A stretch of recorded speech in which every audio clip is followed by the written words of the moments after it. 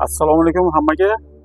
E'tibor berganmisiz? Ayrim paytlarda yo'l harakati xavfsizlik boshqarmasi tomonidan yo'l harakati ishtirokchilarining qoidaga amal qilishlari bo'yicha reydlar, tadbirlar o'tkazib turiladi.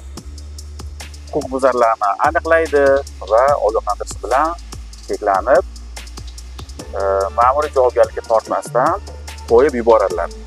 O'zi bu bo'yicha qonunda javobgarlik boringizda chora ko'rishingiz, bu safar voz kechirasizmi? Xulosa chiqarib, hozir mehmonligingizning inobatga olib bir marta ogohlantirib beramiz. Har qanday yo'llarda O'zbekiston Respublikasi hududida harakatlanganda yuk transport vositasi boshqarasiz-ku, o'ng tomondan harakatlanish. Boshqa haydovchilarga xalaqit bermasdan o'ng tomonda harakatlaning. O'zib ketishga chiqqanda, o'zib ketishni amalga oshirgandan keyin yana o'ng tomonga o'tib oling. Qoidalar, tartiblar bor. Rioya qiling, ogohlantiradi. Tartib.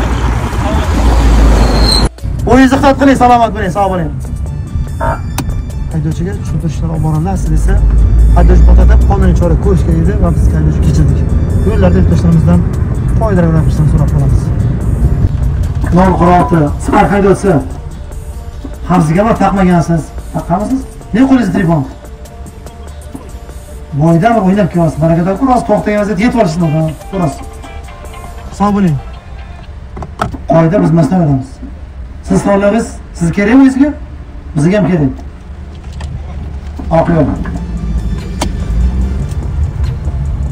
Aytmasam shu yerda yo'l qirg'og'ida Spark haydovchimiz qo'lda harakat vaqtida telefondan foydalanib kelayotgan vaqtda haydovchiga tushuntirish berilib, haydovchini qoidabuzarlikka kechirildi.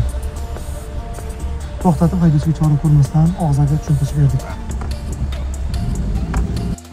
Haydovchiga insoniylik prinsipi tomonidan ogohlantirish berildi. Sababi haydovchining o'zini akasini ertaga to'y bo'layotganligini ma'lum qilgan. Va hammamiz insonmiz, haydovchiga qoidabuzarligini joyida bartaraf qilish imkoniyati berildi va oq yo'llar qo'yib yuborilmoqda. Amaliy jihatdan bu to'g'ri, albatta. Fuqarolarni qoidaga amal qilishlari bo'yicha tushuntirishlar beradi, o'rgatadi, piyodalarni, haydovchilarni shu yo'lda tarbiyalaydilar. Shu asnoda yo'l patrul xizmati xodimlarining fuqarolarni jazolamasdan ogohlantirganligi sababli ularning obro'si ham oshadi. Qonuniy jihatdan bu amaliyot qanchalik to'g'ri? Insonparvarlik va odillik prinsipi jihatdan to'g'ri. Ammo yo'l patrul xizmati xodimlariga ogohlantirish vakolati berilmagan. Sudda bunday vakolat bor, lekin huquqbuzarlik joyida ogohlantirish bilan cheklanish qonunda nazarda tutilmagan.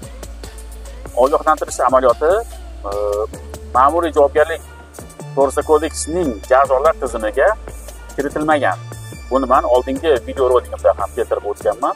Lekin mana qo'shni respublikalarda yoki MDH respublikalarida Rossiya Federatsiyasining ma'muriy huquqbuzarlik to'g'risida kodeksida jazo tizimida ogohlantirish jazo sifatida ko'rsatilgan. Ogohlantirish mavjud va Qozog'iston Respublikasining ma'muriy huquqbuzarlik to'g'risida kodeksida ham ogohlantirish mavjud. Shuni qo'shimcha qilmoqchimanki, ichki ishlar xodimlarini, o'sha yo'l patrul xizmati xodimlarini, umuman ichki ishlar xodimlarini fuqarolarni jazolovchi mansabdorlar sifatida emas, jazolovchi organ tariqasida emas, fuqarolarga tushuntirish beruvchi, ularni o'rgatuvchi, ularga fuqarolarga yordam beruvchi organ tariqasida gavdalanishlarini xohlagan bo'lardi. Mana shu to'g'ri yo'l va odil va insonparvarlik prinsipiga asoslangan bo'lar edi.